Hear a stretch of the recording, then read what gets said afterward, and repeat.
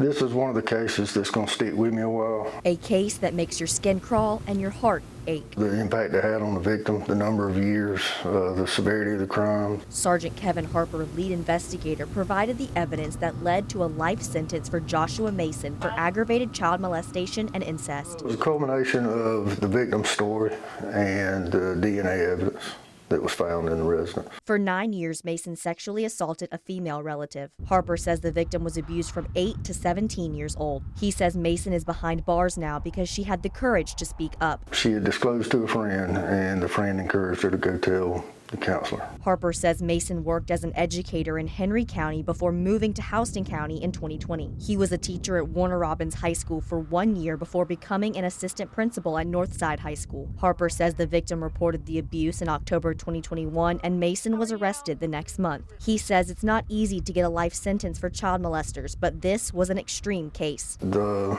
biggest factor was the length of time that the abuse had been going on, and the fact that she was a close family member. The Houston County District Attorney's Office says the jury found Mason guilty of 3 criminal sex acts against a child, including oral sodomy and intercourse. Just some things you see and hear you just don't forget very easily. So, it's one of the more egregious cases I've worked. Harper says he doesn't want people to forget that the real hero is the victim. In Houston County, Elizabeth Hunter, 13 WMAZ News.